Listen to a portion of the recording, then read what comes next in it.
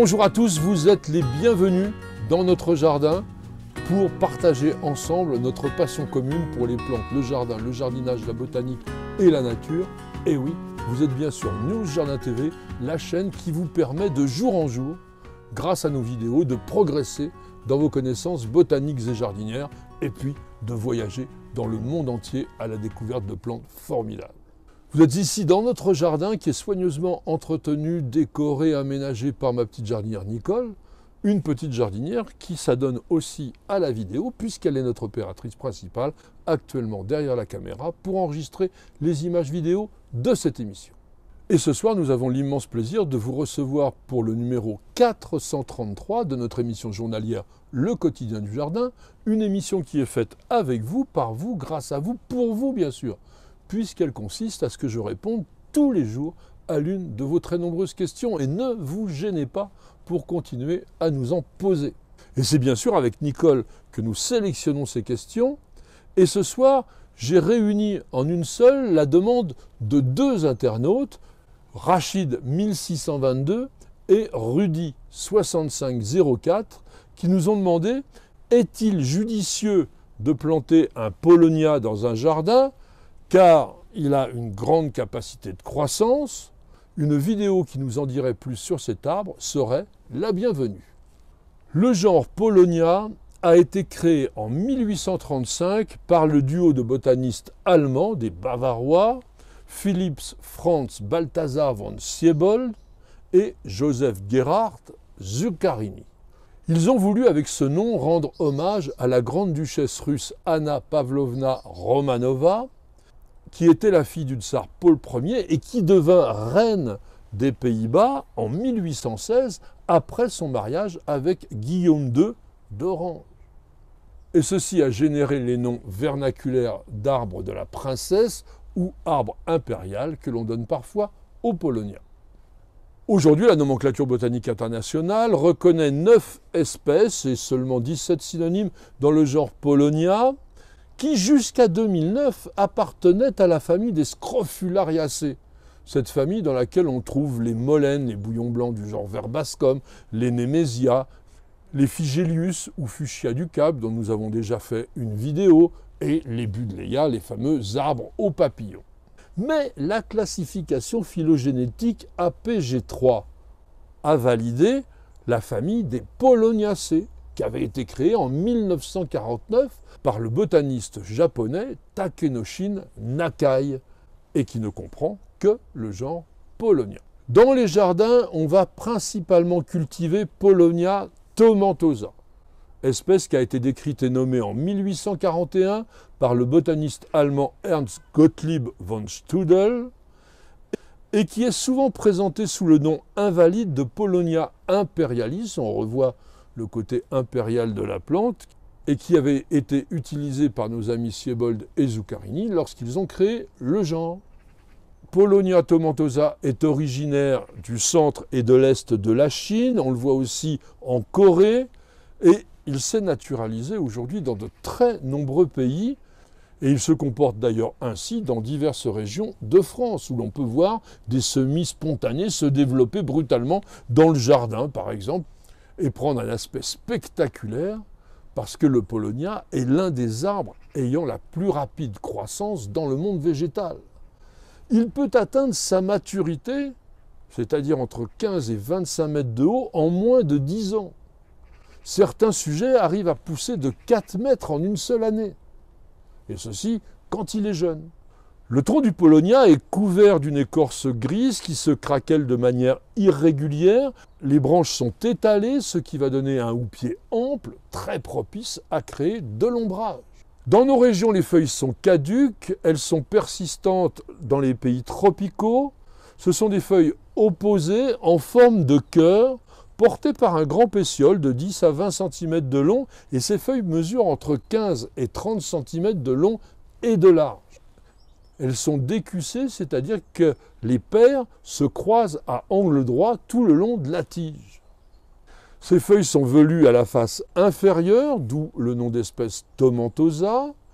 Et une chose à savoir quand même, c'est qu'au tout début de sa croissance, lorsqu'il est jeune, le Paulownia va porter des feuilles lobée, cette fois 3 ou 5 lobes, est très nettement plus grande que celle des arbres adultes. Ces feuilles peuvent mesurer jusqu'à 60 cm. Très spectaculaire. Et puis en avril, vous avez des fleurs tubulaires parfumées d'un bleu violacé qui sont portées en panicules terminales dressées, qui mesurent entre 15 et 30 cm de long et qui précèdent l'apparition des feuilles. Le démarrage de la végétation est très tardif. Chaque fleur ressemble un petit peu à celle d'une digitale, c'est une sorte de cornet qui mesure de 4 à 6 cm de long. Et la fleur est composée d'un calice velouté et d'une corolle à 5 lobes qui sont fusionnés, mais qui sont lobés et souvent recourbés. Quant à l'intérieur de la corolle, il présente des stries longitudinales qui convergent vers le cœur de la fleur. C'est tout simplement un guide pour indiquer la direction à suivre au pollinisateur lorsqu'il va chercher le nectar. Après la pollinisation qui est donc entomogame par les insectes, on va obtenir un fruit qui est une capsule ligneuse brune de forme ovoïde qui mesure entre 3 et 4 cm de long et qui va persister très longtemps sur l'arbre, quasiment pendant tout l'hiver. Chaque capsule renfermant environ 2000 minuscules graines ailées, un Paulownia adulte peut produire plusieurs millions de graines par an. Et ceci a conduit en août 2021 l'OEPP, c'est-à-dire l'Organisation pour la protection des plantes en Europe et en Méditerranée, a ajouté Paulownia tomentosa sur la liste d'alerte des plantes qui peuvent être problématiques et devenir envahissantes. Dans certaines pépinières, vous pourrez aussi trouver une autre espèce, Paulownia fortunei, qui est plus petit que Paulownia tomentosa, il ne dépasse guère 8 mètres, et il a des feuilles de dimension beaucoup plus modestes, entre 15 et 20 cm. Mais il est intéressant pour son port pyramidal. Quant à la floraison, elle est similaire, mais particulièrement abondante. Arbre très spectaculaire. Et si vous recherchez un arbre à la croissance particulièrement rapide, vous avez le cultivar Fast Blue qui atteint sa hauteur adulte en seulement 4 ans. Les Paulownia fonctionnent écologiquement comme des plantes pionnières. C'est-à-dire qu'ils vont s'installer dans les friches ou après un feu de forêt, et ils ont des racines fasciculées, c'est-à-dire en faisceaux très profondes qui ralentissent l'érosion. Extrêmement intéressant. Les Paulownia ont besoin de beaucoup de lumière et d'être abrités des vents forts. Ils résistent parfaitement à la sécheresse et à la pollution et se montrent très peu exigeants sur la qualité du sol. C'est particulièrement intéressant, mais attention quand même, ils redoutent les terres détrempées. Ce sont des arbres résilients en raison de leurs racines qui sont capables de bourgeonner lorsque la partie aérienne a été détruite, notamment après un feu. Quant à la rusticité, elle ne pose pas de problème, l'arbre résiste à moins 20 degrés.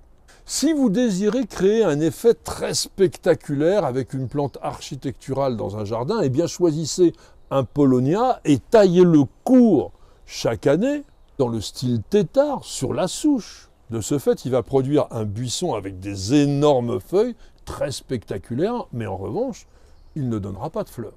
Comme je vous l'ai dit au début, le Paulownia est originaire du centre et de l'ouest de la Chine et des documents historiques décrivent ses utilisations médicinales, ornementales et forestières dès le IIIe siècle avant Jésus-Christ.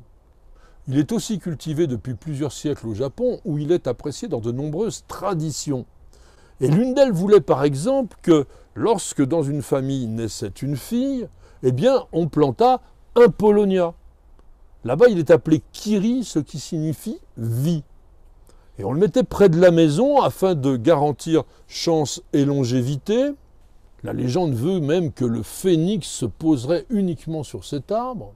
Et puis, une fois que la jeune fille était parvenue en âge de se marier, eh bien, l'arbre était coupé et on fabriquait avec son coffret de mariage. Un petit clin d'œil anecdotique également, un motif de Paulownia qu'on appelle Go Shishi no Kiri, est représenté sur le sceau du Premier ministre du Japon, et c'est un chrysanthème qui figure sur le sceau de l'empereur. Au niveau utilisation, le bois du Paulownia a un grain très fin, il est quasi imputrescible, mais également léger. On l'utilise donc parfois pour la construction de bateaux et de planches de surf. Et puis en Chine, en Corée, au Japon, On va utiliser du bois de Paulownia pour la fabrication de tables d'harmonie, d'instruments de musique à cordes traditionnels, par exemple le guqin, le guzheng, le pipa, le koto et le gaya-keom.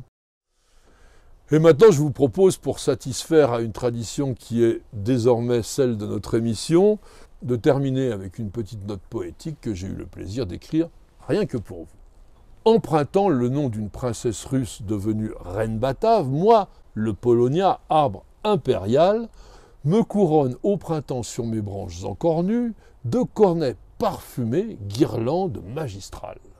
Impatient de conquérir le monde qui m'entoure, j'élève vers le ciel mes tiges aux feuilles énormes. L'adolescence passée, je m'étends alentour, ombrageant le jardin d'une fraîcheur uniforme. Merci à tous et à chacun de nous avoir suivis. J'espère que cette évocation d'un arbre extrêmement spectaculaire qui pousse facilement vous aura intéressé. Il faut un peu de place bien sûr dans son jardin. En tous les cas, nous espérons que vous aurez passé un bon moment en notre compagnie et merci beaucoup d'avoir posé la question. Grâce à elle, nous avons encore progressé dans la réalisation de notre fameuse encyclopédie des plantes et du jardin en vidéo. Madame, monsieur, je vous souhaite de passer une excellente soirée. Et je vous donne rendez-vous dès demain pour de nouvelles aventures jardinières. Et bien sûr, pour un nouveau numéro de notre émission journalière, Le Quotidien du Jardin, c'est sur News Jardin TV et nulle part ailleurs.